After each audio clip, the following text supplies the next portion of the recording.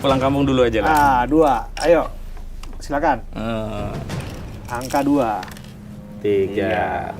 1, 2, 3 ya. 6. Wih, langsung balap.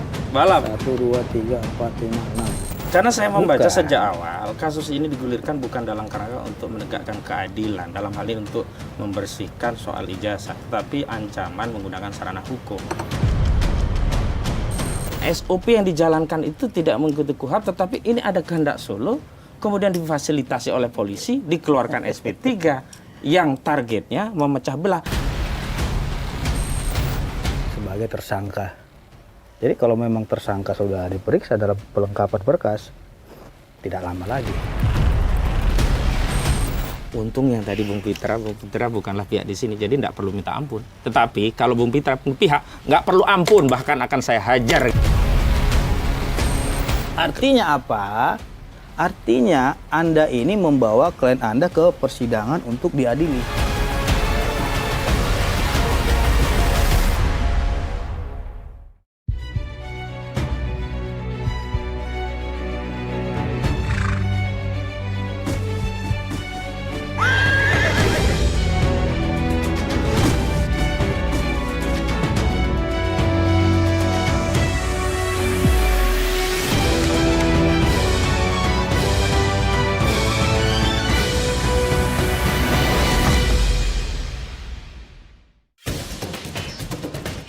Jadi bukan Jokowi. Tim Pembela Ulama dan Aktivis atau TPUA menilai penerapan keadilan restoratif justice dalam kasus dugaan ijazah palsu Presiden ke-7 Republik Indonesia Joko Widodo syarat kejanggalan. TPUA menyebut proses restoratif justice yang menghentikan status tersangka Egy Sujana dan Damai Hari Lubis tidak sesuai dengan mekanisme hukum acara pidana. Perintahkan Kapolda. Kuasa hukum Roy Suryo CS Ahmad Hozinuddin mengungkapkan bahwa RJ tersebut diberlakukan berdasarkan hukum acara Solo, bukan melalui mekanisme mediasi oleh penyidik sebagaimana diatur undang-undang. Senada, Roy Suryo menegaskan kehadirannya bersama TPUA untuk menunjukkan solidaritas antar klaster. Sementara itu, Presiden Perkumpulan Praktisi Hukum dan Ahli Hukum Indonesia atau Petisi Ahli, Pitra Romadoni menyebut bahwa Jokowi memiliki sikap keteladanan sebagai negarawan ketika memaafkan orang-orang yang menuduh ijazah palsu.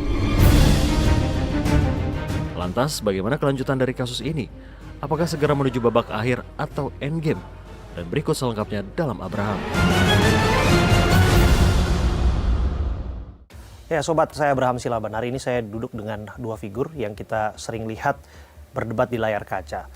Dan malam hari ini segala bentuk perdebatan, segala bentuk perbedaan pendapat lain sebagainya akan diselesaikan secara jantan.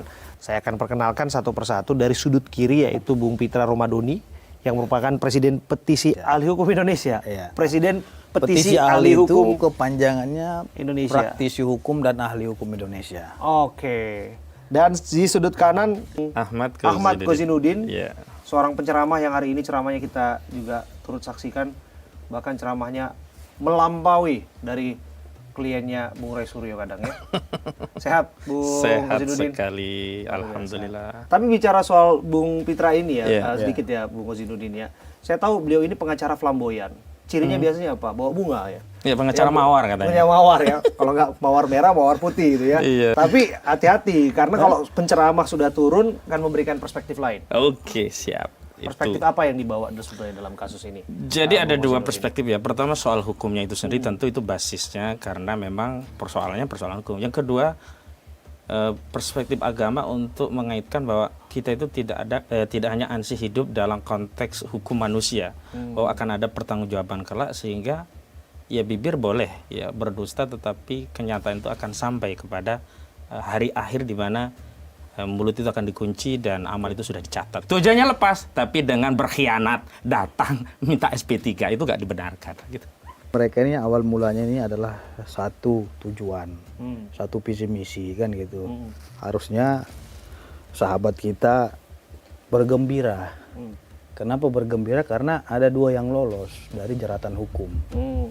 Nah, bagaimana memikirkan teman-teman yang lain, ada sekitar kalau nggak salah 6 orang lagi yang saat ini statusnya sebagai tersangka, agar status dia tidak menjadi tersangka lagi. Nah, di dalam Islam pun juga kan diajarkan bagaimana tentang kedamaian. Jadi Anda mau katakan bahwa apa yang terjadi di Solo adalah proses tabayun yang merupakan bagian dari bagaimana beragama itu sendiri. Dan itu merupakan amanat daripada Pancasila juga. Dengan secara musyawarah dalam menyelesaikan setiap persoalan yang ada di dalam kasus ini. Ya.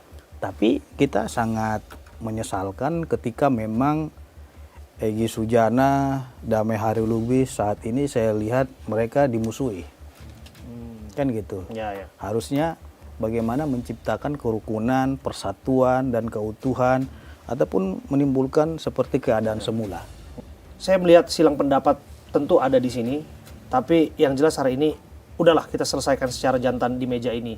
Lewat apa? Lewat Ludo. Gimana, Bapak-bapak? Siap main Ludo? Sepertinya boleh juga. Saya mulai boleh? Boleh. Oke. Ya, dua. Saya belum bisa berjalan. Silakan, Bung Hazinuddin. Bismillahirrahmanirrahim. 5.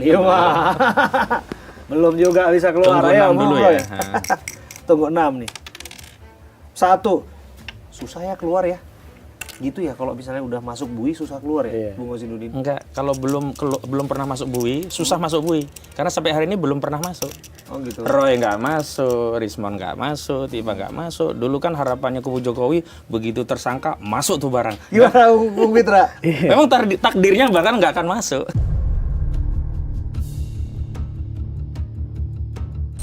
Wow, membaca takdir ke depan demikian. Kalau menurut saya ini sudah 1-0. Karena apa? Karena dengan satu tersangka itu 1 poin bagi Pak Jokowi.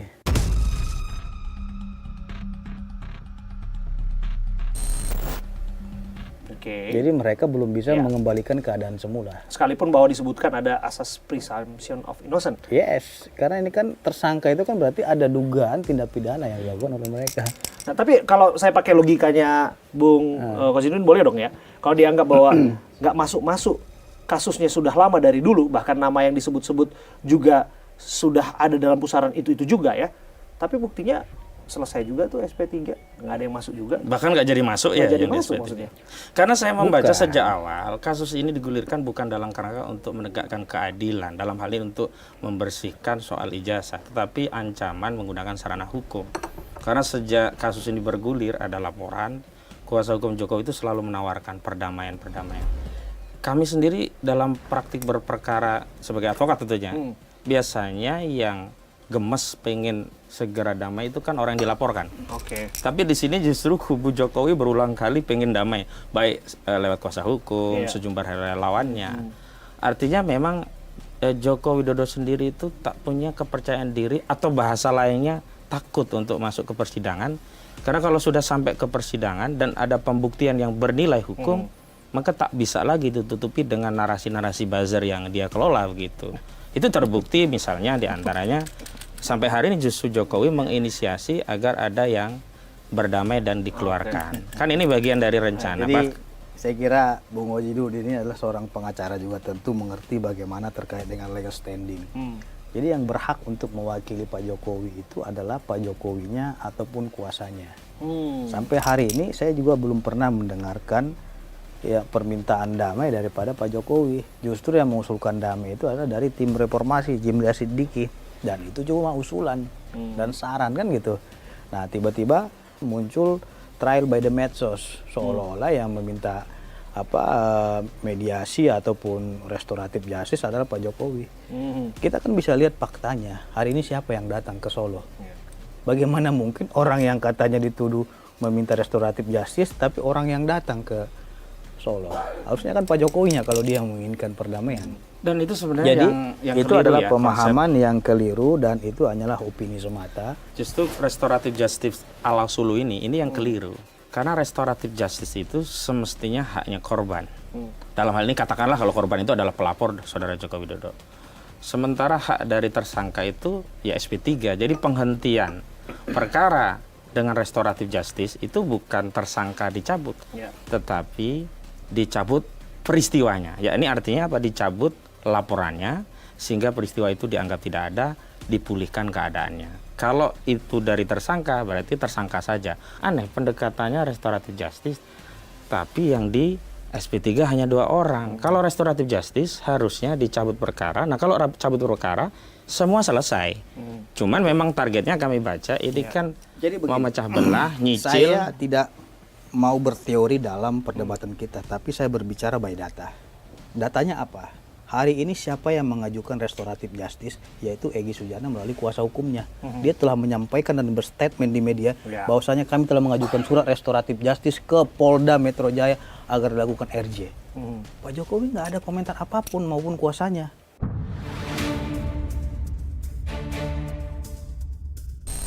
Artinya mereka telah mengakui secara nyata dan berdasarkan fakta dan rekam jejak digital juga, mereka yang mengajukan surat permohonan restoratif justice. Jadi jangan dituduh Pak Jokowinya yang mengajukan restoratif justice. Persoalan itu bukan masalah siapa yang majukan, tetapi penyelesaian restoratif justice-nya itu bukan dengan SP3. Iya, kalau yang seumpamanya nyicil, mereka tidak begitu. mau restoratif justice, kenapa mereka ke Solo? Nah, itu yang kami soal adalah Iya. bagaimana polisi Kan itu pertanyaan dalam seperti itu. menjalankan penyelesaian hukum itu tidak mengikuti SOP KUHAP, misalkan KUHAP yang lama atau hari ini KUHAP yang Terlepaslah baru. mau polisi apa. Hari ini justru Kenapa Egy Sujana dan Damai Hari Lubis mendatangi Pak Jokowi ke SOP Solo? yang dijalankan itu justru mengikuti kehendak Solo. Contoh begini, kalau dia mau restoratif justice sesuai SOP KUHAP, maka yang pertama permohonan diajukan ke polisi, polisi memanggil para pihak, dimediasi, selesai, cabut perkara, SP3 atas dasar ada restoratif, ada perdamaian, perkara dicabut, selesai SP3. Ini kan tidak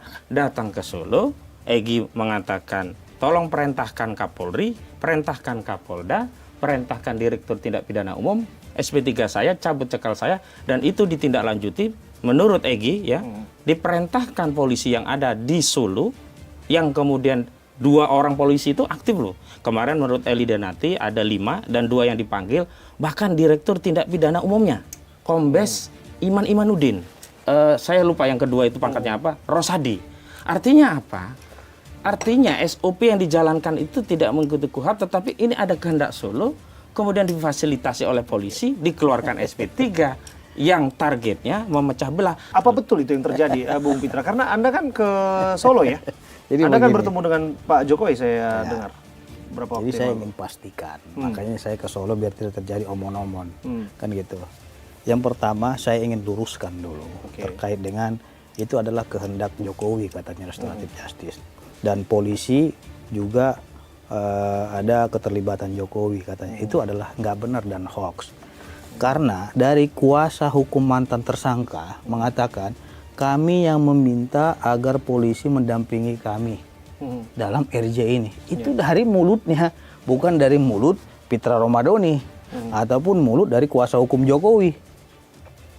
Jadi kalau seumpamanya kalian keberatan, tanya dulu kuasa hukum Egy Sujana ataupun dari Damai Hari Lubis. Tapi kalau kita baca dari kronologis, kan 8 Januari pertemuan di Solo. Baru permohonan RJ itu 13. Iya, lalu di ini SP3 kan konteksnya masalah polisi 15. tadi katanya. Artinya, jadi saya ingin luruskan prosesnya itu tidak kedudukan duluan polisi di sini permohonan. bukan karena perintah Solo, tidak, tapi karena permintaan daripada kuasa hukumnya, ada suratnya. bukan, Mas. yang perintah itu adalah diperintahkan untuk menyelesaikan dengan SP3. Jadi itu kan makanya yang viral dan tidak dibantah ini oleh kan Joko Mas Widodo. Hojinuddin ini kan Kan nggak- tidak dibantah oleh ini Joko kan Mas Widodo. Hojinuddin Saudara tidak Fitra kan nggak mendengarkan hadir secara juga di utuh. pertemuan. Nggak hadir, Saya kan? mendengarkan sesuatu rekaman. yang tidak dibantah itu berarti benar. Jokowi tidak Jadi membantah. begini, Jokowi itu saya tanya dia, kita berdua juga ngopi juga. Apa yang disampaikan? Ya, Pak, Bapak sebenarnya pusing nggak sih menghadapi perkara ini? Saya bilang itu. Ketawa dia. Nggak ada, kita pikirin Mas, biarkan aja berjalan Mas, kata dia gitu. Sudah ada kuasa hukum yang tangani, kata dia gitu. Ya, saya tanya, apa yang menjadi dasar Bapak kemarin restoratif justice terkait dengan Egy Sujana dan Damai Hari Lubis? Mereka kemarin ke sana mengeluh dengan kondisi kesehatannya. Ada yang sakit kanker katanya, mau ke Malaysia berobat dan lain-lain. Karena beliau iba aja, kan gitu.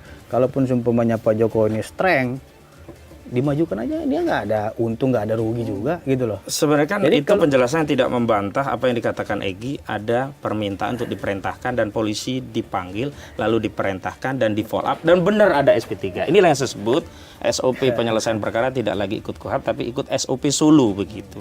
Jokowi itu mampu kalaupun mengendalikan seumpamanya polisi kita begitu. berpendapat harus berlandaskan kepada fakta yang ada. Justru fakta itu tidak pernah dibantah oleh Jokowi. Kenapa Jokowi tidak pernah ikut campur komen-komen Iya, dalam tapi kan perkara tidak ini? pernah dibantah, artinya benar. Kalau tadi Bung Fitra menyatakan ketemu Jokowi, saya itu ada dua hal ya ketemu Jokowi tadi cerita. Karena itu kan omong-omong dari orang lain. Kalau ketemu Jokowi meminta informasi dari Jokowi itu dua hal yang saya tangkap. Pertama, informasinya belum tentu benar. Yang kedua, apalagi dari Jokowi yang janji berapa triliun mobil Jadi SMK. logikanya begini Bang Sehingga Abraham, sepanjang tidak ada bagaimana bantahan mungkin dari seorang pihak Pak yang ada di Jokowi itu TKP, memerintahkan Kapolri ya. dan lain-lain, sedangkan mereka sendiri yang membawa polisi ke sana. Bukan masalah bagaimana mungkin, tapi faktanya Egy Iya kan? menyampaikan itu. Dan kehadiran polisi di sana Dan tidak itulah bukti dibantah. kehadiran negara dalam restoratif justice ini. Sesuatu yang dinyatakan tidak dibantah berarti benar. Dan yang Ada paling penting, saatnya bunyi yang dibantah dan ada saatnya bunyi yang tidak yang perlu dibantah. Oke. Tapi yang tak terbantahkan dan harus kita lanjutkan adalah permainan ini, oke? Kita boleh lanjutkan lagi, Bung Hasanuddin, Bung Fitra ya. lanjut. Tapi tadi menarik. Tak tahu kondisi lapangan dan sebut kuda hitam. Itu sebenarnya pengakuan. Memang ada peran kuda hitam dalam kasus ini. Penyelesaian Bang baik-baik. Abraham, di dalam hati kecil mereka, bukan hati kecil Ahmad Kojinuddin. Sebenarnya mereka juga menginginkan kedamaian.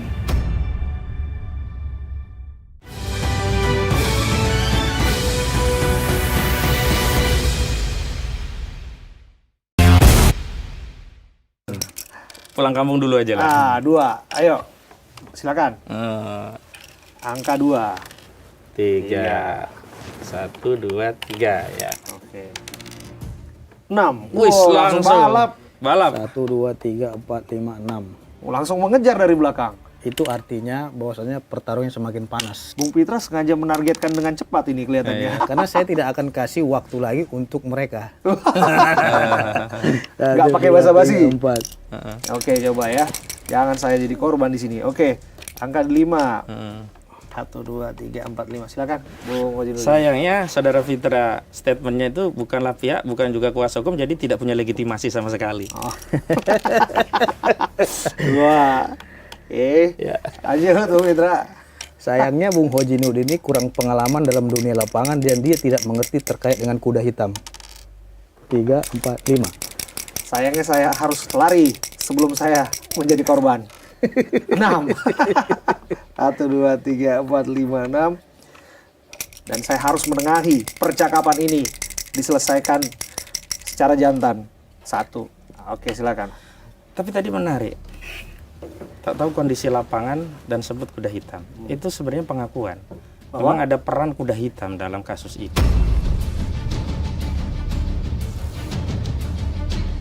Menurut Anda siapa?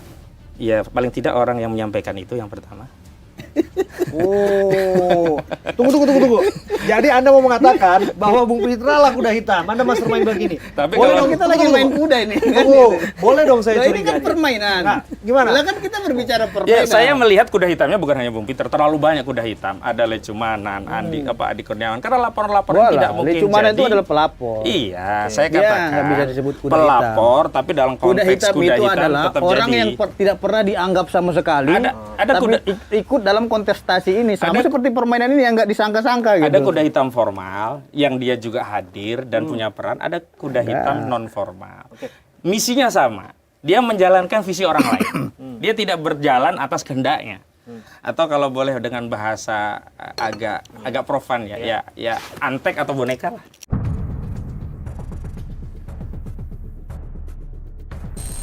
Oh, Satu ya, saya kemana ini larinya? Satu. Satu, Antek dua, atau tiga. boneka? Ini kita pijak deh 3 langkah. Ya kan? SP3 kalau kena. Pertama saya ngeluruskan. Kalau berbicara antek ataupun apa namanya pesuruh kita nggak ada itu. Kenapa saya bilang kuda hitam? Karena kita lagi bermainan kuda di sini kejar-kejaran. Ya kan? Siapa nanti yang akan disepak? Nah, itulah yang kalah. Nah, dan saya kalau dibilang terlibat dengan Pak Jokowi, saya bukan kuasa Jokowi. Saya juga bukan pelapor. Saya juga nggak ada masalah dengan Ahmad Kojinuddin. Tuh, mungkin perlu Roy ditegaskan. Suryo juga adalah mantan klien saya. Ya. Egy Sujana mantan juga klien pernah Anda juga ya? klien saya. Jadi mereka yang baru-baru seperti Kurnia, ya kan? Betul. Dulu pernah bicara TPU dia. Dia nggak tahu di TPU itu saya dulu sebagai apa. Artinya Artinya dia harus bertanya kepada orang siapa saya. 4. Berubah. 1, 2, 3, 4. Sekarang Anda yang ada di depan dan posisi kalau dapat nomor 1, ya justru menjadi sasaran. Oke, kelima, Bung Kozinudin. Ya, jadi kan soalannya itu adalah pengakuan bahwa bukan pihak tetapi selalu terlibat dalam persoalan ini. Justru itu mengkonfirmasi memang peran kuda hitam itu sedang dijalankan. Sayangnya memang tak ada orang yang mampu jujur untuk menjalankan peran yang tidak cantik. Kalau peran itu cantik, bersolek, tentu semua orang ingin. Tapi kalau peran itu dalam tanda petik potensial mendapat perlawanan publik, ya tentu saja orang akan berusaha menghindari resikonya, tapi benefitnya dapat begitu loh. Nah, saya nggak tahu nih, Bung Pitra dapat apa ini dari Pak Jokowi kemarin ke Sulu? Waduh, dapat apa? Yang jelas, 5. Bung Kozinudin dapat angka 5. Ke sini ya. Iya. Dalam dunia pertempuran hukum dan pertarungan hukum bukan anak kemarin sore. Kita kalau sudah memegang kasus tidak akan kita kasih ampun. Selagi masih dimanfaatkan waktu dengan hal-hal perdamaian, mediasi, restoratif justice, saya kira itu hal yang baik. Karena pepatah mengatakan cuma setan yang takut perdamaian.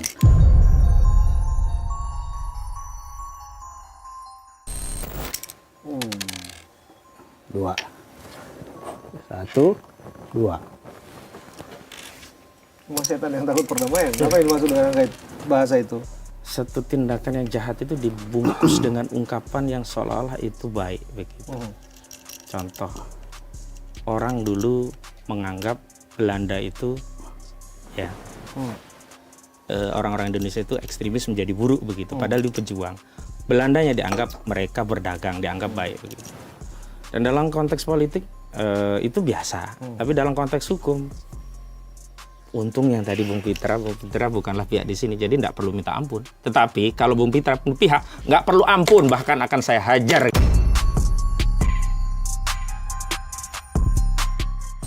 Justru karena kita bukan di pihak, 6. Angka 6. Iya, itu keberuntungan dia. Aduh.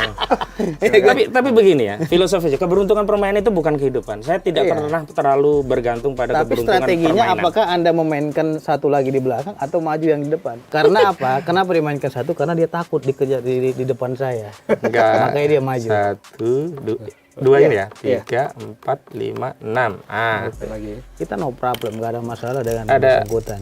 Ada pepatah orang Jawa itu mengatakan. Tapi ketika kita diajarkan untuk berdamai itu adalah kebaikan, itu di agama manapun diajarkan.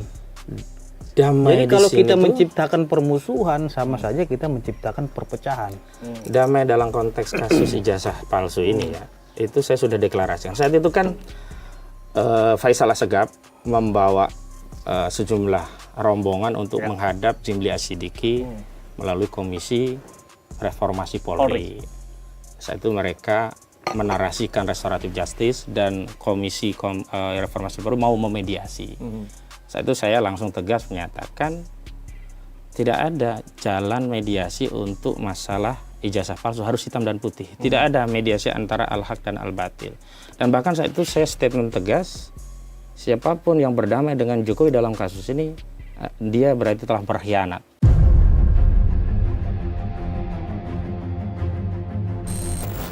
Kenapa? Karena dia menutupi aib, tidak membukanya di pengadilan, dan ini akan menjadi noda sejarah yang akan kita wariskan kepada generasi selanjutnya. Ini sederhana saja Anda lah. on point betul, Bung Kozinudin. Apa yang Anda sampaikan, apakah sesungguhnya ini yang klien Anda harapkan?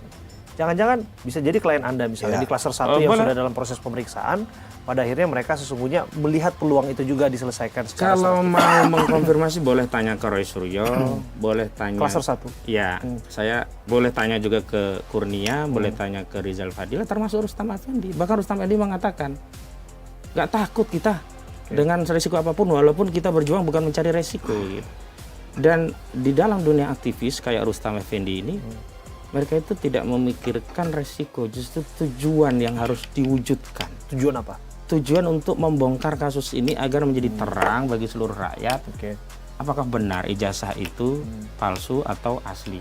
Tapi bagi klien kami sudah meyakini itu palsu. Tapi kan pembuktiannya harus ada putusan pengadilan yang melegitimasi pendapat dan kajian dari klien kami.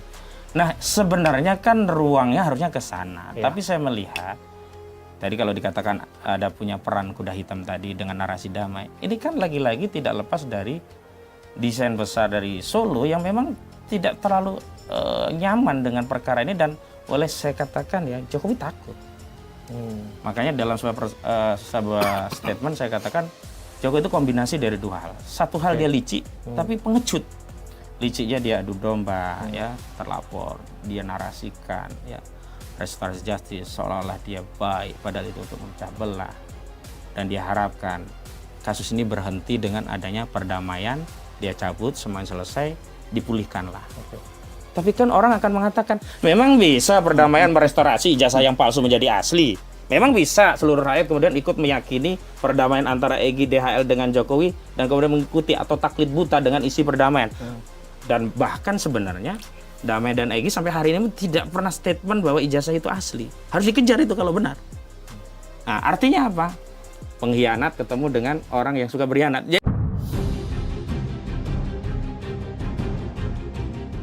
Ini rugi bandar dua-duanya pertemuan itu menurutku. Silakan Bung Pitra, dadu di Anda dan Anda punya jawaban. Berarti secara tidak langsung yang bersangkutan menuduh Egy dan Damai Hari Lubis. Mana gitu? Padahal kan Egy dan Damai Hari Lubis ini adalah timnya dia.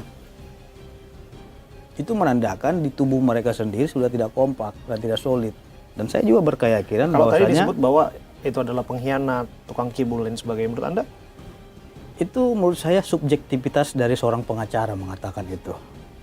Ya kan? Karena kita ketahui Ahmad Ojinudin adalah pengacaranya Roy Suryo, Rismon, ya, Tipa, Rustam, lain-lain.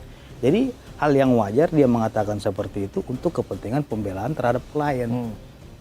Jadi kalau saya juga sebagai pengacara beliau, ya pasti saya juga membela kepentingan klien, ya kan? Dan kita nggak kaget karena kan kita juga praktisi hukum. Tapi yang pasti, kalau dibilang Pak Jokowi ini pengecut, licik, saya kurang sependapat dengan Ahmad Komarudin. Kalau dia itu pengecut, dia sudah cabut semua LP itu kalau dia takut. Buktinya dia lempar dadu, 2 dimaafkan, yang lainnya dimajukan. Artinya apa? Pak Jokowi juga ingin membuktikan. Ayo kita fight di pengadilan.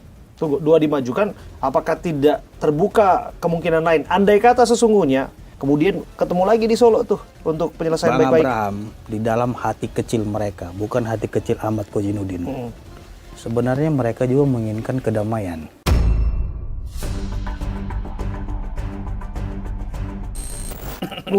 Udah kayak ahli nujum nih, tunggu. bisa melihat hati orang nih. Saya sampaikan seperti itu karena apa? Ya, kita belajar dari Egy Sujana dan Damai Hari Lubis. Mereka paling pertama getol sampai laporkan Pak Jokowi ke Bareskrim Mabes Polri. Frontline lah ya. Tapi di hati kecil dia juga ingin sowan. Ya, terus dia juga ingin udahlah kasusnya selesai aja. Ya kan? Kita masih ingat dulu kata Bang Egy, kalau Pak Jokowi bisa tunjukin ijazahnya asli, case close.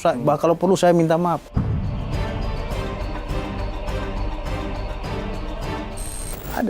Ada kekhawatiran mereka bakal menghadapi persidangan nantinya di pengadilan. Karena mereka melihat sudah ada yang diampuni oleh Pak Jokowi 2 orang. Artinya apa? Bahwasanya Jokowi menunjukkan dirinya seorang negarawan sejati. Dan dia memaafkan 2 orang rakyat Indonesia. Kalau ini dari hati ke hati justru saya Dan diskusi tidak dengan mungkin juga dong pelapor yang udahlah kita restoratif justice, nggak mungkin. Mereka yang inisiatif. Lain halnya kalau kliennya Mas Ahmad Kozhinudin telepon pengacara Mawar, Bang, bawa saya dong ke masuk Solo. tuh barang. Iya kan? Iya kan? Pasti saya bilang ya kalau mau Tergantung hasil silaturahmi permainan ludo ini. Iya, kalau memang mau silaturahmi dengan baik, ya saya kira kalau memang saya yang bawa yang bersangkutan pasti terbuka 24 jam untuk pintu. Jadi hari ini tuh kepada Solo mereka. sedang membuat sayembara kepada kuda hitamnya. Siapa saja yang bisa bawa orang-orang ini ke Solo, dia dapat jackpot, kira-kira begitulah. Kalau yang saya baca Itu begitu. salah. Tapi Itu saya adalah- mau tegaskan tadi itu soal adalah Egy ya. asumsi. Jadi saya bisa katakan begini, kawan-kawan ini asumsi. memang dulu bersatu ya dengan Egy Sujana, Kurnia, Rizal, Roy, Tifa. Tapi persatuan mereka bukan sosok, bukan figur, tapi visi misi, yakni mengungkap kasus ini sampai tuntas. Begitu ada sebagian yang keluar dengan berdamai, itu artinya apa? Ya mereka yang keluar dari visi misi. Jadi bukan berarti yang lainnya kemudian diajak untuk keluar visi misi ikut berdamai. Dan kalau kita bicara sikap pakai visi batin, misi berarti ada suatu kelompok di sini. Ya, Karena iya, kan kelompok itu kan ada visi dan misi. Visinya apa dan misinya apa? Mungkin visi bisa misinya dijelaskan. tadi membongkar ijazah palsu ini agar kelak generasi bangsa kita tidak lagi dibebani hutang sejarah dengan perdebatan ijazah yang belum kita tuntaskan di era kenapa kita. presiden lain-lain juga tidak divisi-misikan? Karena memang tidak ada dibongkar juga? indikasi. Kalau yang lain bersih gitu, tidak ada indikasi. Kan belum ada pemeriksaan. Kan kita tidak pernah mencari sesuatu yang tidak ada indikasi. Basicnya ada indikasi, maka itu yang dikejar. Nah, tapi saya mau fokus tentang soal suasana kebatinan klien kami. Apakah kemudian dengan SP3 ini mereka merasa berat atau malah lepas lega?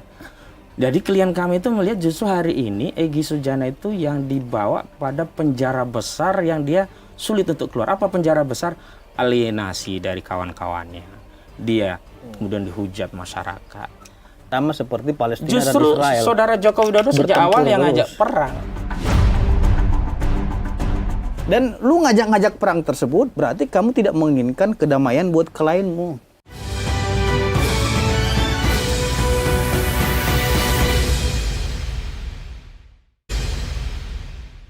Dua, tiga, empat, lima. Tiga. 3. SP3. SP3. Oke. Oke. Lanjut dulu. Jadi saya pikir memang semakin banyaknya perbincangan tentang ajakan ke Solo, banyak sekali ya. Ya memang. Tunggu. Banyak perbincangan, tapi Anda sendiri sudah pernah ada yang ajak belum? Kalau saya nggak ada, karena mungkin tahu nggak mungkin mau saya. Ada seorang kawan, saya tidak sebut namanya, tolong hubungi Ahmad Kozinuddin, tolong saya ingin ajak bicara. Kalau mau saya akan ajak bisa ke Solo. Tapi kawan saya itu menegaskan, udahlah nggak usah nunggu jawaban Ahmad Kozinuddin, barusan teleponan. Pasti jawabannya nggak mau. Kalaulah kemudian pertemuan itu dilakukan, apa yang salah dengan itu? Siapa yang mau mengadakan pertemuan yang itu merupakan deklarasi pengkhianatan? Sejak kapan kita berjuang itu untuk berkhianat? Sejak kapan ada perdamaian dengan pengkhianatan? Nggak bisa dicampur perdamaian, pengkhianatan nggak bisa. Kalau berdamainya itu adalah soal perdata. Sama seperti Palestina Justru dan Israel. saudara Joko Widodo sejak Bertempur awal yang terus. ngajak perang.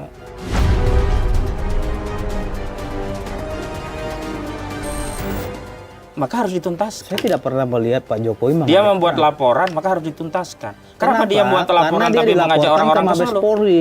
Ya. Dia Karena kalau memang nggak dilaporkan, saya kira juga dia nggak akan tanggapi. Tapi kan karena yang dilaporkan di Mabes Polri udah Bareskrim, selesai. di Bareskrim, makanya dia lapor balik. Dia kan sudah selesai. Tapi kalau hari ini memang konsisten, kenapa banyak sekali kuda hitam yang diminta untuk ngajak kita ke Solo? Sorry, Ye. Nggak ada. Sorry, Tadi Ye. Ahmad Kozinuddin bilang tidak pernah ada orang yang mengajak Ahmad Kozinuddin ke Ada Solo. tadi Justru terakhir. temannya.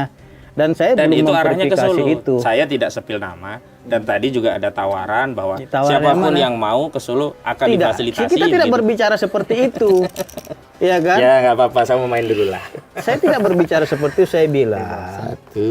Itu punya saya, jangan dipegang Om. Aduh. Itulah artinya Satu dia grogi ya. dalam memainkan perannya sebagai pengacara. Saya sudah Acara tanya ini. Pak Jokowi. Nih biar Ahmad Kozinuddin tahu. Gimana? Saya tanya, apakah ada pengampunan bagi yang lainnya? Ya. Pak Jokowi bilang dengan tegas, saya kira dilanjutkan aja ke persidangan, Mas.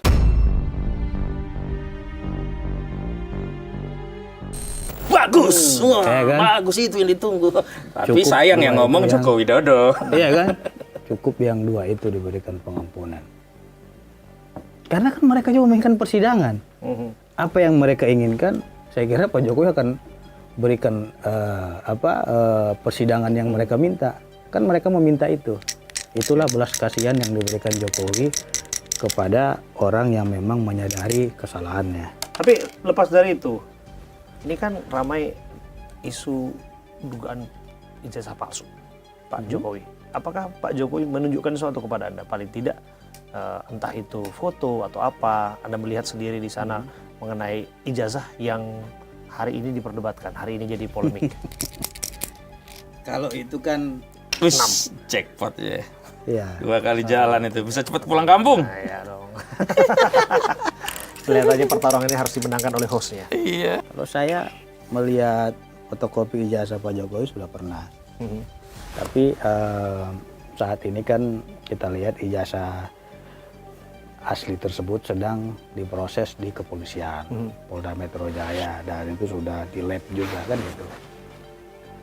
Mengenai perdebatan, ya, mengenai perdebatan yang katanya ini adalah ijazah palsu, ini ijazahnya nggak benar dan lain-lainnya.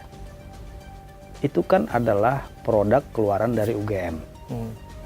Bagaimanapun ceritanya, itu adalah hasil dari mereka yang diberikan kepada mahasiswanya. Nah, kalau yang mengeluarkan produk itu sudah bilang asli, ya, lantas apa yang mau dikata lagi? Jadi simpel saja sebenarnya tuduhan itu. Kalau udah UGM bilang asli, kita yang keluarkan, selesai cerita. Mau ngapain, bos? Jadi kalau kita Lu nyari penyakit. Dan lu ngajak-ngajak perang tersebut, berarti kamu tidak menginginkan kedamaian buat klienmu. Artinya apa? Artinya Anda ini membawa klien Anda ke persidangan untuk diadili.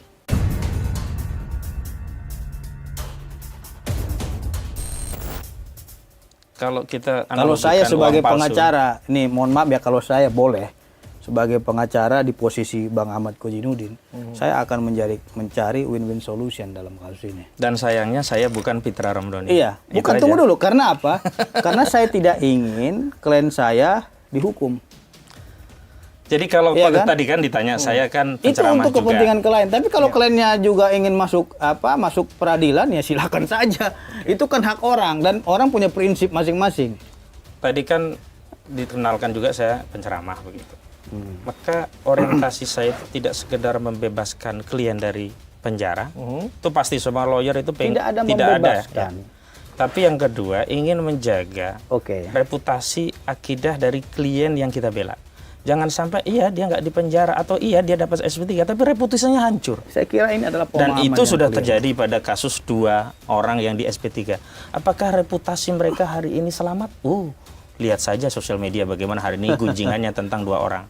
Balik lagi ke soal kasus ijazah ini. Kalau Bung Fitra kan baru fotokopi ya. Saya dan klien itu justru diperlihatkan bukti di Polda Metro Jaya saat gelar perkara khusus. Tadinya kami berpikir bahwa ijazah itu adalah ijazah yang lain sehingga bisa menggugurkan keyakinan atau setidaknya asumsi kami bahwa itu palsu. Tapi begitu diperlihatkan, ternyata sama. Yang ada fotonya, yang ada kacamatanya, yang ada laki-laki berkumis tipis tuh. Yang kemudian masyarakat mengatakan bahwa itu memang bukan Jokowi. Nah, kemudian kualitas fotonya oleh Rasulullah dikatakan itu tidak mungkin untuk usia foto yang sudah kira-kira 40 tahun. Nah, artinya apa? Apakah narasi perdamaian dengan restoratif justice itu adalah modus operandi agar apa? Foto ijazah itu tidak bisa dilihat oleh khalayak dalam sidang. Hanya cukup kuasa hukum. Hanya cukup tersangka yang itu tertutup. Padahal kami ingin bahwa masyarakat itu melihat langsung ijazah itu agar masyarakat juga sama yakinnya sebagaimana kami yakin telah melihat.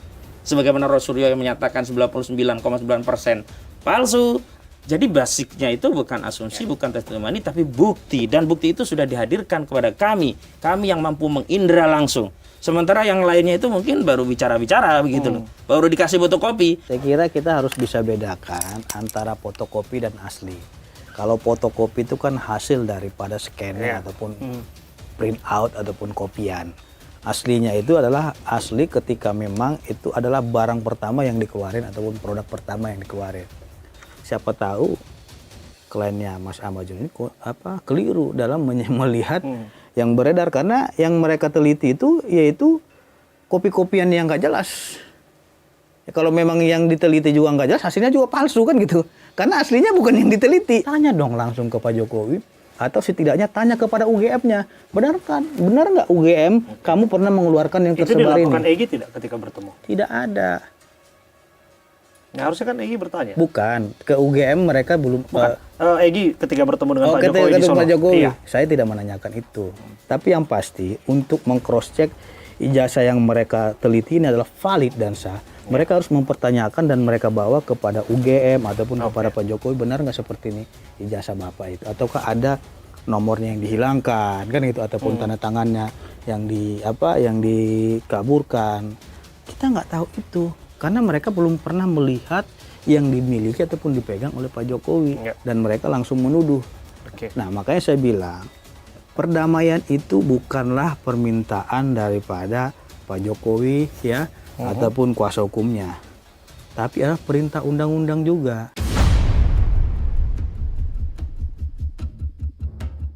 Jadi sebenarnya begini ya, kalau perkara ini perkara private ya, urusan hutang piutang antara Roy dengan Joko Widodo, tentu saya dorong selesaikan saja lah.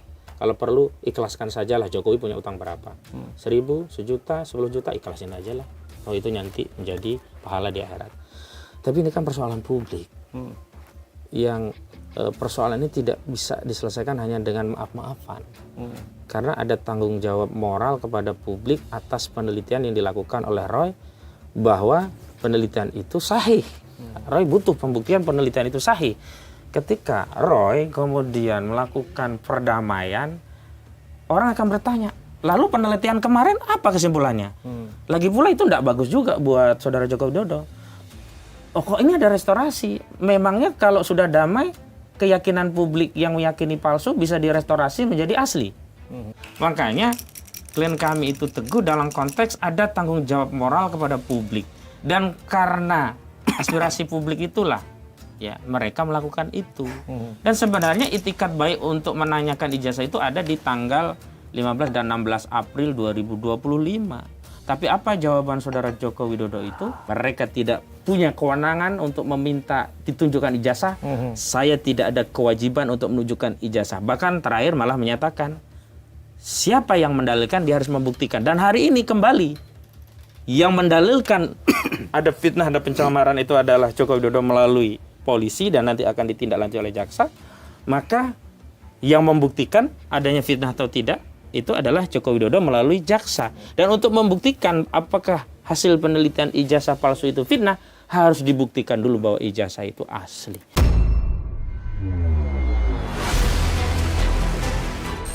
Kalau ternyata dalam pembuktian nanti di persidangan terbukti ijazah itu palsu, ya nggak ada fitnah, benar. Maka Dumas di Bareskrim harus dihidupkan kembali. Karena sudah terbukti.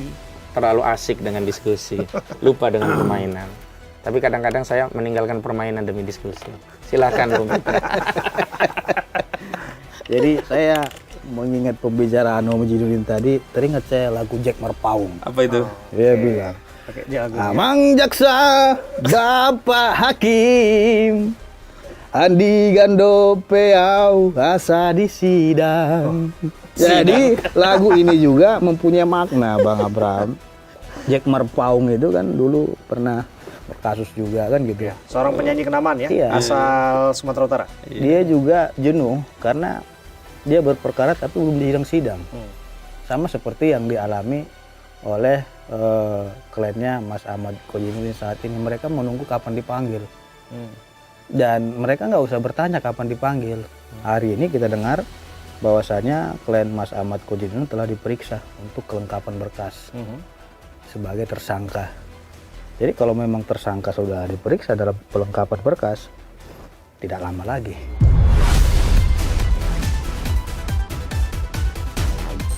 Beberapa minggu inilah kita lihat. Dan Pak Jokowi sangat siap sekali untuk Hubungannya juga sudah siap. menghadiri sidang itu. Justru itu kan yang ditunggu. Nah, Gitu. itu adalah hal yang sangat Kenapa? ditunggu. Karena Dan memang Pak Jokowi katanya akan buka-bukaan di sana mengenai ijazah itu. Pak Jokowi mengatakan kepada Anda siap Oh iya, jika kemudian kita harus buka. duduk bersaksi Kita di perlihatkan pengadilan. iya. tapi faktanya di pengadilan Dia tantang Surakarta ijazah itu tak muncul. Kenapa Padahal tidak kalau muncul? SD, Karena SM, ijazahnya sedang disita. dan kenapa Gitu loh. tidak Bukan dibuka? tidak muncul, ijazahnya sedang disita. Jadi untuk kepentingan hukum biar ini jalan terus dan tidak tersendat di kepolisian Polda Metro Jaya.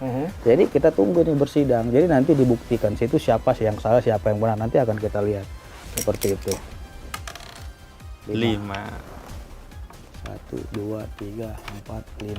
Kita nggak Di mau satu sisi betul. dibilang jebakan, ya. Sama Disuruh- juga di Jokowi satu sisi bilangnya ini siap nggak untuk benar. ke sidang, sisi Terus lain kalau- mengharapkan ada restoratif, pengen damai. Tidak ada yang mengharapkan Banyak kuda-kuda restoratif. hitam yang bertebaran mengajak ke Ya, Solo. gitu. tidak ada yang mengharapkan restoratif justice.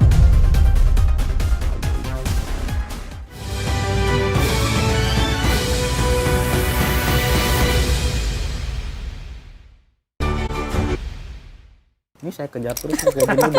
2 langkah lagi Dibuntutin selesai. terus. Gini aja, Hah? upayakan dapat 2 aja, biar selain sampai sini ngusir saya ke sini. Nah, ini angka 2 ini filosofis betul. Egy Sujana dan nama Heri Lubis. Oh iya, betul. 3. Dari tadi kalau nggak angka 2 dan 3 terus ya. Dan 2 ini, angka 2 ini selalu dibayang-bayangi dalam pikirannya Ahmad Kojinuddin. Apa itu? Terbayang-bayang. Ini kenapa 2 terus, yang ini yang 6-nya bagaimana ya? Silakan, Bung Kojinuddin. Ya, justru saya itu tidak terlalu kaget ya dengan manuver yang diambil Joko Widodo terhadap kasus ini. Karena memang partai pun bisa dia pecundangi. Jangankan orang-orang yang sedang berjuang mengungkap ijazah ya, PDIP saja tempat dia dibesarkan bahkan menjadi presiden pun akhirnya dikhianati.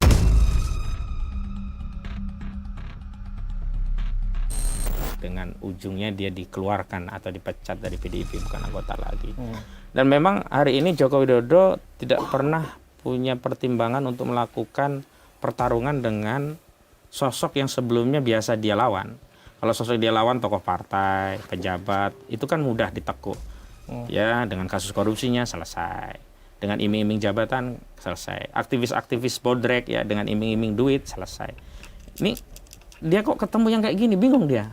Makanya dia langsung mengedarkan tuduhan. Ada orang besar di balik kasus ini. Karena dia berasumsi saya aja ya memelihara banyak kuda hitam aja habisnya banyak. Lah ini kok bisa bertahan? Jangan-jangan mereka juga ada. Nah, itulah logika yang tidak apple to apple, tidak Tapi equal. kalau ada pertanyaan seperti itu kepada Anda, Bung Kojinuddin, karena tentu apa yang Anda lakukan hari-hari ini ya, bagaimanapun harus butuh dukungan ya. Ya. Bagaimana Anda berjalan? Itu kan orang yang berpikir etnosentris ya. Saya kan bekerja, ada subsidi. Sisi lain, ini adalah bagian tugas profesi advokat pro bono. Jadi di kode etik PRADI, Perhimpunan Advokat Indonesia, itu kami punya kewajiban berapa jam lah ya durasi yang harus kami berikan untuk pro bono. Oke, berarti saya ambil 6. 6. Jadi Anda ngambil 6 dan 1, Bang. 6 1 ya. Waduh. Disusul terus. 2 3. Nah, 4. 1, 2, 3, 4. Ya. Nah, kembali ke soal restoratif justice itu. Saya kemarin tuh kaget juga ya ketika ngecek dokumen restoratif justice itu kan beredar ya. Beredar luas. Jadi pertimbangannya ada A, B, C, D, tapi tidak ada pertimbangan restoratif justice. Kesepakatan perdamaian itu merupakan syarat formil dilakukan restoratif justice. Dan belakangan kemarin saya ketemu dengan Kapitra Ampera, kuasa hukum Egy Sujana, menegaskan apa yang sudah disampaikan Egy Sujana. Tidak ada kata maaf, tidak ada yang meminta maaf, juga tidak ngomongin ijazah. Artinya poin utama tentang apa yang ingin direstorasi, yakni tercemarnya wibawa, dihinakannya kehormatan dengan sehina-hinanya misalnya, kan itu bahasanya. Itu kan tidak dibahas, lalu apa yang dipulihkan? Nah, disitulah yang kemudian, saya lihat kemarin tuh transaksi politik. Transaksi politiknya dengan kompensasi Saya SP3. lempar dulu ya, Bet, jauh ya. Aduh. 2 lagi. 2 lagi. 1 2. Tapi saya nggak akan lama lagi masuk ini. Ya, saya juga. Jadi begini, kawan-kawan ini kan mereka selalu mempersoalkan terkait dengan SP3. Mereka keberatan dengan adanya SP3. Artinya mereka tidak terima adanya SP3 tersebut. Harusnya ya, kalau mereka keberatan dengan SP3 sebagai seorang praktisi hukum, mereka gugat tuh SP3-nya agar dibatalkan. Pengacara Egy Sujana bilang, saya sangat siap untuk menghadapi apabila ada gugatan SP3.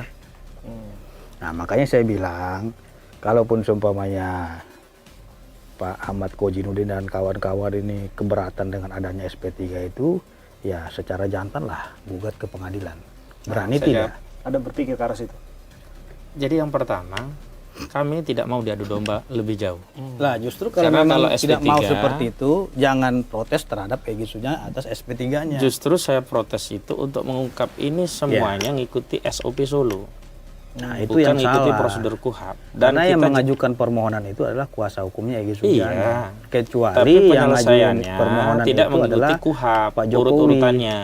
Justru karena memang pendapat Mas Ahmad Kojino tidak mengikuti KUHP, uji melalui pra-peradilan, baru saya Justru angkat jempol. disitulah Bos. kami tidak mau masuk barang itu dalam Justru pertarungan karena kawan. memang tidak mau itu, Karena berarti kami mau fokus lawan kami nggak Joko usah kita Widodo. berbicara SP3 karena Karena itu di ruang hanyalah pendapat angan-angan itulah kami semata. bisa menjelaskan kepada publik, biarkan publik menilai apakah benar kasus ini tunduk pada KUHP atau tunduk pada SOP Solo. Makanya Dan kita bisa suatu lihat, asas begitu. mengatakan kontrafaktum non palet argumentum.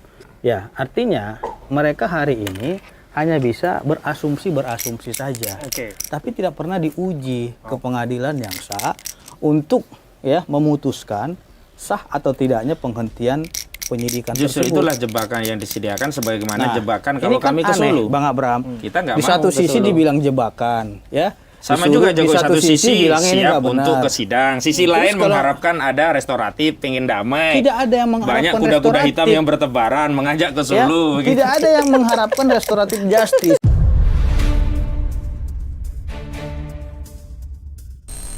Yang datang siapa, yang merasa terhina siapa, Napok yang nyilih tangan merasa, itu biasa kalau filosofi orang dipukul Jawa itu. siapa Napok gitu loh. nyilih tangan. Memukul Artinya- orang, meminjam tangan orang lain. Meminta menarik ke meja perundingan tapi pinjam kuda-kuda hitam. Jadi mereka Nah, itu biasa. berbicara, ya. Jadi kuda hitam. Gak harus Joko Widodo sendiri dong. Masa Joko Widodo yang turun? Udah bayar orang kok dia turun sendiri. Lu gua bayar, lu yang turun. Masa gua?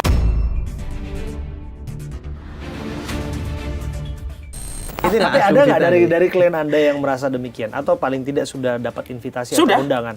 Siapa? Rustam Effendi. Oke. Apa yang ya utarakan? Dia ajak ke Solo. Ada kompensasi. Oh ya? Iya. Siapa yang ajak? Ya itu yang nggak bisa saya sebutkan. Kompensasi yang dimaksud? Ya Kompensasi setidaknya apa? pertama SP3.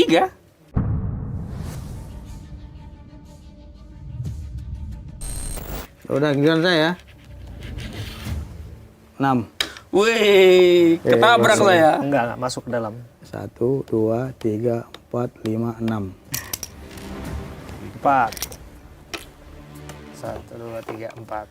Nah itu yang saya heran begitu loh. Kalau memang tujuannya pengadilan, kenapa begitu panjang sekali gitu. Dan saya kemudian membaca, kami di tim membaca ini memang strategi politik Joko Widodo untuk menjatuhkan mental. Dan itu terbaca loh. Yang pertama, strategi itu dibaca dengan cara menunjukkan bukti ijazah melalui gelar perkara khusus. Setelah itu kan kubu Jokowi mengamplifikasi proses itu sebagai ijazahnya udah asli, udah ditunjukkan. Padahal itu hanya untuk mengkonfirmasi apakah benar ada barang bukti ijazah, apakah benar barang bukti itu sudah disita. Karena sebelumnya relawan pro Jokowi menyatakan sudah diperlihatkan ijazah asli di Solo. Pada saat yang sama Polda menyatakan menyita. Nah kita pastikan ini udah disita belum? Nah kemudian ditunjukkan dan kemudian kita yakin bahwa itu sudah disita. Tapi pada saat yang bersamaan kami kemudian yakin bahwa apa yang diomongkan oleh Projo itu bohong. Karena memang nggak ada barangnya kok dia ngaku-ngaku. Nah dari situ kami menarik kesimpulan, kalau satu Projo aja bohong, yang lainnya biasa bohong, ya biasa itu. 6, aduh. 6 nih.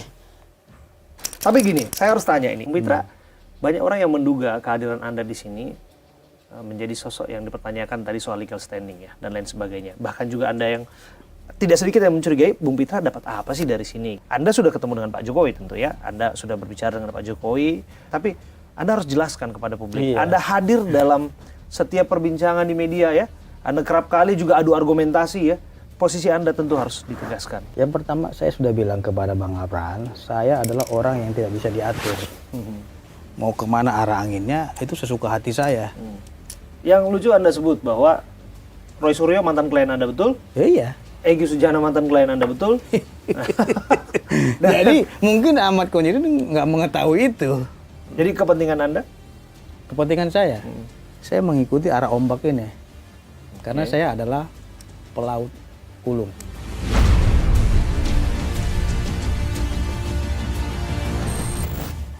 Bung Hajinuddin, ada yang Anda tanggapi di situ? Metaforanya terlalu berlebihan lah ya.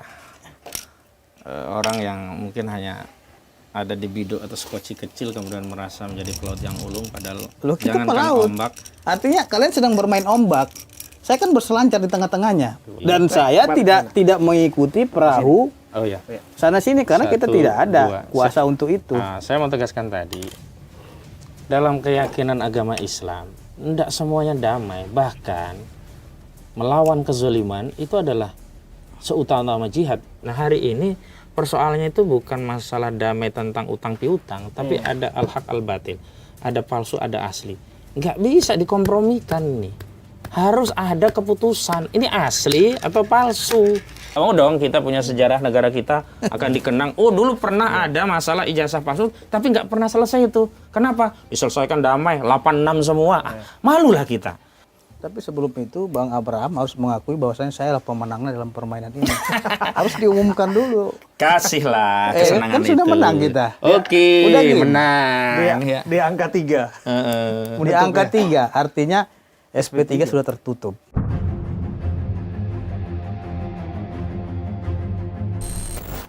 Ya sudah, kita langsung ke pengadilan.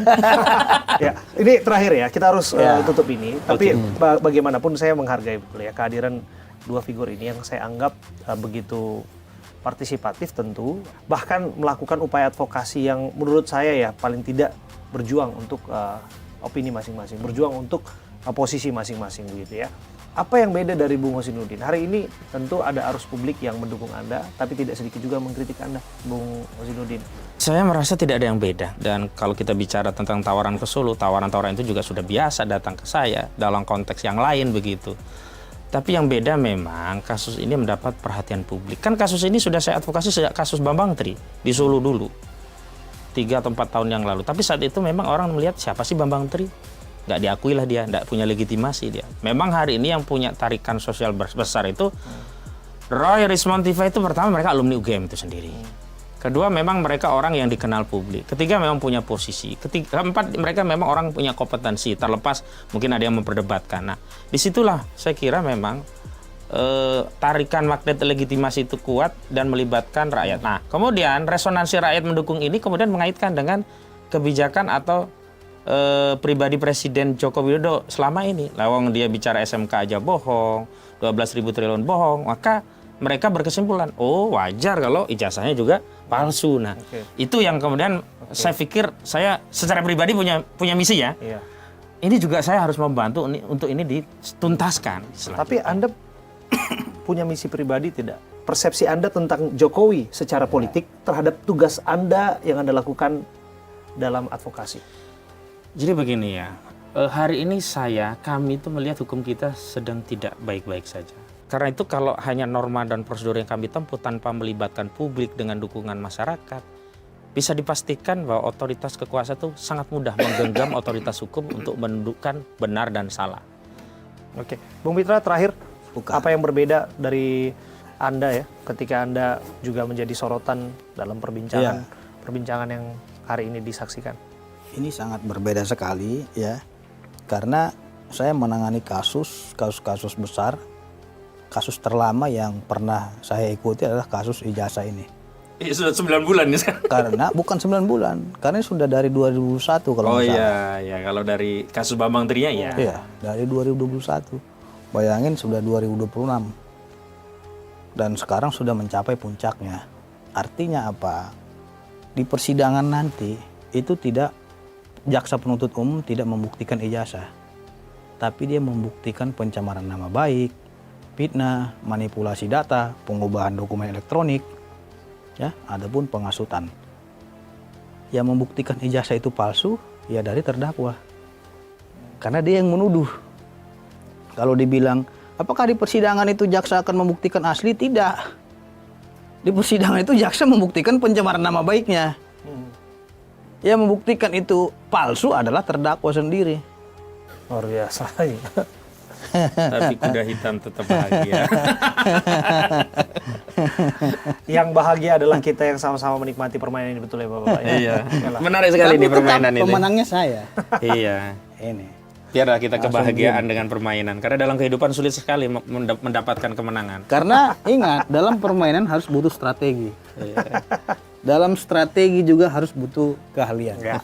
Tapi apapun itu, tapi ini adalah nama permainan, kita harus tertawa bersama. Iya, kita harus tertawa bersama dan nggak pernah bayangkan kan? Biasanya perdebatan di sini hampir gontok-gontokan. Tapi yang pasti mungkin Hosinuddin menganggap saya musuh dia. Ya enggak juga. Saya rasa enggak juga lah. Itu asumsi. Karena begini ya, kalau karena di perdebatan terus, baru ini kita ngobrol seperti ini, ngopi berdua bertiga, Ya kita bisa bicarakan sesuatu yang menjadi bagian dari opini Bapak-bapak sekalian, Betul, posisi betul. Bapak. Dan terima kasih saya diundang. Nah, itu juga bagian dari amplifikasi opini, strategi non litigasi dari tim kami. Karena penjelasan melalui media itu lebih cepat ya sampai kepada masyarakat, dan biarkanlah masyarakat menjadi hakim dalam perkara ini. Ya. Dan terima kasih sekali lagi ya, Bung Pitra Ramadhani. Terima kasih, Bung Pitra. Bang Abraham. Terima kasih, Sama-sama, Bung Bung Abraham. Fasidudin. Luar biasa. Boleh salaman nggak? Salaman, nanti dikira Salaman ini kan sur kita bilang. Oke. Thank you, cuman Bapak. argumentasi tetap berbeda. It's Dan okay. saya yakinkan argumentasi kami akan memenangkan pertarungan ini. Saya tidak percaya itu. Boleh. Karena saya Karena yakin keyakinan itu tidak perlu dipercaya oleh keadilan banyak orang. itu akan dicapai di persidangan nantinya. Tidak, keadilan itu akan dicapai melalui dukungan publik, dan publik biarkan dia. Dan akan keadilan itu diberikan oleh Tuhan yang Maha Kuasa. Dan pasti Karena bukan oleh Allah Pitra Subhanahu wa Romdoni. Ta'ala Karena adalah Pitra yang Maha Romdoni adil. tidak punya wewenang Nanti kita sedikit lihat pun. itu. Bahkan hanya statusnya kuda hitam. Nanti kita lihat itu. Terima kasih sekali lagi. Oke. Ini menjadi perbincangan yang menarik tentu saja, dan harapannya ya keadilan bisa ditegakkan setegak-tegaknya dan kebenaran bisa diungkap Sepakat. sejelas mungkin. Saya Abraham Silaban pamit. Terima kasih. Sampai jumpa.